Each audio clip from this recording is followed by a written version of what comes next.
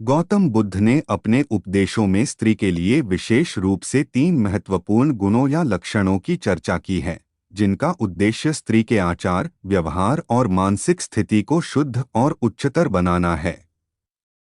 ये 3 लक्षण हैं: 1. साधुता, वर्चू। 2. ज्ञान, विजडम। 3. धैर्य, पेशेंस। 1. साधुता, वर्चू। गौतम बुद्ध ने स्त्री से अपेक्षाएं रखी हैं कि वह अपनी साधुता को बनाए रखे।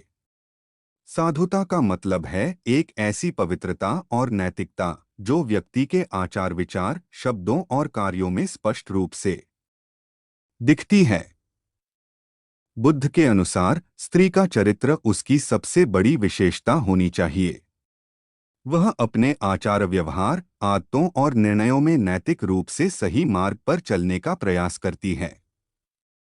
साधुता में सत्य बोलना, शुद्धता बनाए रखना, परिश्रम करना और दूसरों के प्रति करुणा दिखाना शामिल हैं। साधुता का प्रमुख उद्देश्य स्त्री को एक ऐसे जीवन की ओर प्रेरित करना है जिसमें उसका ध्यान अपने अंदर की आंतरिक शांति और ज्ञान की ओर केंद्रित हो, न कि बाहरी भौतिक चीजों की ओर। 2. ज्ञान, विजडम। ज्ञान या प्रज्ञा बुद्ध के शिक्षाओं का एक केंद्रीय पहलू है और यही एक और लक्षण है जिसे उन्होंने स्त्री में देखना चाहा। ज्ञान का मतलब केवल शैक्षिक या बौद्धिक ज्ञान नहीं है, बल्कि जीवन के वास्तविक सत्य को समझने की क्षमता है। बुद्ध ने स्त्री को आत्मज्ञान और संसार के पारंपरिक भ्रमों से बाहर निकलने के लिए प्रेरित किया। ज्ञान का उद्देश्य यह है कि एक व्यक्ति अपने जीवन में आने वाली सभी परिस्थितियों को सही तरीके से समझे और उन्हें संतुलन और विवेक से संभाले। बुद्ध ने कहा कि ज्ञान ही वह साधन है जो व्यक्ति को कष्टों से मुक्ति दिला सकता है और उसे आत्म साक्षात्कार की ओर ले जा सकता है। 3. धैर्य, पेशेंस। धैर्य भी एक महत्वपूर्ण गुण है जिसे गौतम बुद्ध ने स्त्री में विकसित करने का निर्देश दिया। धैर्य का मतलब है अपने भीतर शांत रहने की क्षमता, चाहे जो भी कठिनाइयां या तनावपूर्ण स्थितियां हों। बुद्ध ने बताया कि बिना धैर्य के व्यक्ति त्वरित और गलत निर्णय ले सकता है जो उसे दुखों की ओर ले जाता है। धैर्य एक मानसिक स्थिति है जिसमें कोई भी व्यक्ति संकटों या परेशानियों का सामना शांतिपूर्वक करता है। यह गुण न केवल स्त्री के लिए बल्कि हर किसी के लिए आवश्यक है, क्योंकि जीवन में कई ऐसे क्षण आते हैं जब हमें प्रतीक्षा करनी पड़ती है या हमें कठिनाइयों का सामना करना पड़ता है। बुद्ध ने कहा कि धैर्य रखने से व्यक्ति हर परिस्थिति में संतुलित और शांत रहता है, जिससे वह अपनी समस्याओं को अधिक समझदारी से हल कर सकता है। गौतम बुद्ध का दृष्टिकोण। गौतम बुद्ध के दृष्टिकोण में स्त्री और पुरुष के बीच कोई भेदभाव नहीं था। उन्होंने हमेशा यह बताया कि जो गुण स्त्री में होते हैं वही पुरुष में भी होने चाहिए और उनके अनुसार कोई भी व्यक्ति अपने गुणों और कर्मों द्वारा आत्मोत्थान की ओर बढ़ सकता है। उनके उपदेशों में स्त्री के लिए इन 3 लक्षणों का अभ्यास करने की आवश्यकता जताई गई ताकि वह अपने जीवन को और अधिक सार्थक बना सके और आत्मज्ञान की प्राप्ति की दिशा में कदम बढ़ा सके। निष्कर्ष: गौतम बुद्ध का स्त्री के लिए शिक्षा देने का उद्देश्य उसे अपने आंतरिक गुणों को पहचानने और जीवन के सही मार्ग पर चलने के लिए प्रेरित करना था। बुद्ध ने स्त्री को भी आत्म साक्षात्कार, मानसिक शांति और आंतरिक संतुलन की ओर मार्गदर्शन दिया।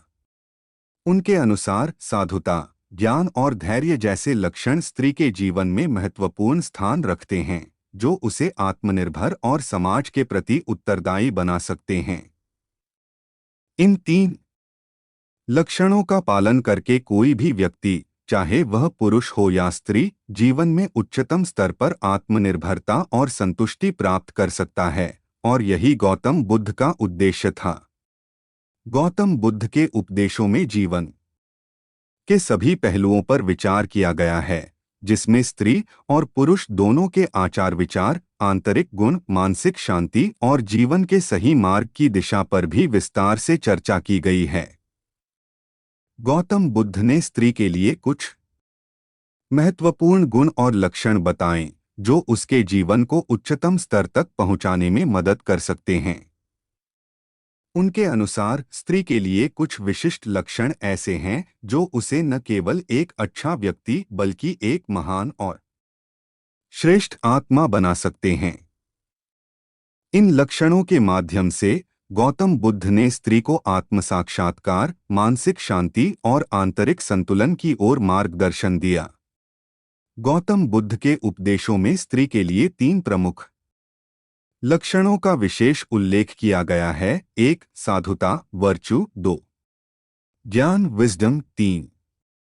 धैर्य, पेशेंस। इन 3 लक्षणों को समझने के लिए हम इनकी गहरी व्याख्या करेंगे और देखेंगे कि कैसे गौतम बुद्ध ने स्त्री के लिए इन गुणों को महत्व दिया। 1. साधुता, वर्चू। गौतम बुद्ध ने स्त्री के जीवन में साधुता या नैतिकता को अत्यधिक महत्वपूर्ण माना। उनका मानना था कि साधुता या शुद्धता स्त्री के जीवन का आधार होना चाहिए। साधुता का मतलब सिर्फ धार्मिक क्रियाओं का पालन करना नहीं था, बल्कि यह जीवन के हर पहलू में एक उच्च नैतिकता और पवित्रता बनाए रखना था। साधुता का अर्थ है सत्य बोलना, दूसरों के प्रति करुणा और सहानुभूति दिखाना, और हमेशा अच्छे कर्मों में संलग्न रहना। साधुता का पालन करने से न केवल व्यक्ति अपने जीवन को शुद्ध करता है, बल्कि वह समाज में भी एक आदर्श प्रस्तुत करता है। बुद्ध के अनुसार यदि स्त्री अपने जीवन में साधुता को अपनाती है तो वह अपने परिवार, समाज और पूरी दुनिया में सकारात्मक प्रभाव डाल सकती है। स्त्री का चरित्र उसके सबसे बड़े गुणों में से एक होता है और बुद्ध ने इसे विशेष रूप से महत्वपूर्ण माना। इसके माध्यम से वह स्त्री को अपने जीवन की समस्याओं से मुक्त करने और आत्मोत्थान की दिशा में अग्रसर होने के लिए प्रेरित करते थे। 2. ज्ञान, विजडम। ज्ञान को बुद्ध ने जीवन के सत्य को जानने और समझने के रूप में परिभाषित किया। ज्ञान का मतलब केवल बौद्धिक ज्ञान से नहीं था, बल्कि यह जीवन के हर पहलू की गहरी समझ और साक्षात्कार से जुड़ा हुआ था। बुद्ध ने स्त्री से अपेक्षाएं रखी थीं कि वह अपने जीवन के वास्तविक उद्देश्य को समझे और भौतिक दुनिया के भ्रम से मुक्त हो। ज्ञान के बिना जीवन में कोई भी व्यक्ति अपने कष्टों और संघर्षों का सही समाधान नहीं ढूंढ सकता। बुद्ध ने कहा था कि ज्ञान ही वह शक्ति है जो कष्टों से मुक्ति दिलाती है। यही कारण था कि उन्होंने स्त्री को ज्ञान की प्राप्ति के लिए प्रेरित किया। यह ज्ञान न केवल धार्मिक संदर्भ में था, बल्कि यह जीवन के सभी पहलुओं में था, जैसे रिश्ते, मानसिक शांति और आत्मनिर्भरता। 3. धैर्य, पेशेंस। धैर्य या सहनशीलता भी बुद्ध के उपदेशों में एक महत्वपूर्ण लक्षण था। धैर्य का मतलब सिर्फ यह नहीं था कि किसी कठिन परिस्थिति में शांति से बैठा जाए, बल्कि इसका अर्थ था कि किसी भी स्थिति में मानसिक संतुलन बनाए रखा जाए। जीवन में हर व्यक्ति को कई तरह की कठिनाइयों और चुनौतियों का सामना करना पड़ता है, और इन सभी में धैर्य बनाए रखना एक महान गुण होता है। बुद्ध के अनुसार धैर्य के बिना कोई भी व्यक्ति अपनी मानसिक शांति और समता को बनाए नहीं रख सकता। वह हमेशा जल्दबाजी में गलत निर्णय ले सकता है, जो बाद में उसे और अधिक कष्ट में डाल सकता है। इसलिए बुद्ध ने स्त्री से कहा था कि धैर्य का अभ्यास करें ताकि वह जीवन के हर पहलू को समझे और सही निर्णय ले सके। 4. करुणा, कंपैशन। गौतम बुद्ध ने स्त्री में करुणा के गुण को भी अत्यधिक महत्व दिया। करुणा का मतलब था दूसरों के दुखों और कष्टों को समझना और उन्हें हल करने में मदद करना। स्त्री को अपनी करुणा और सहानुभूति के माध्यम से समाज में सकारात्मक परिवर्तन लाने के लिए प्रेरित किया गया। करुणा वह शक्ति है जो हमें दूसरों के साथ अच्छा व्यवहार करने, उनकी मदद करने और उनके दुखों को कम करने की प्रेरणा देती है। बुद्ध ने कहा था कि सभी प्राणियों के प्रति करुणा और प्रेम रखने से व्यक्ति को आत्मा की शांति मिलती है। यही कारण था कि उन्होंने स्त्री को करुणा का अभ्यास करने के लिए प्रेरित किया, ताकि वह न केवल अपने जीवन में शांति पा सके, बल्कि समाज में भी एक सकारात्मक प्रभाव बना सके। 5.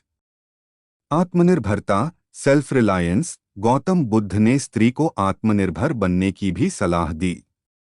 उनका मानना था कि आत्मनिर्भरता स्त्री के विकास के लिए आवश्यक है। अगर स्त्री अपने आंतरिक गुणों और क्षमताओं पर विश्वास करती है, तो वह किसी भी परिस्थिति का सामना आत्मविश्वास के साथ कर सकती है। आत्मनिर्भरता का मतलब केवल भौतिक स्वतंत्रता से नहीं था, बल्कि यह मानसिक और आध्यात्मिक स्वतंत्रता से भी जुड़ा हुआ था। स्त्री को आत्मनिर्भर बनाने के लिए बुद्ध ने उसे आत्मज्ञान की ओर मार्गदर्शन दिया। आत्मनिर्भरता से ही स्त्री अपने जीवन के निर्णयों को सही तरीके से ले सकती है और अपनी जिंदगी को सफल बना सकती है। 6. संन्यास, रिनंसिएशन। गौतम बुद्ध ने स्त्री को संन्यास के रास्ते को भी अपनाने के लिए प्रेरित किया।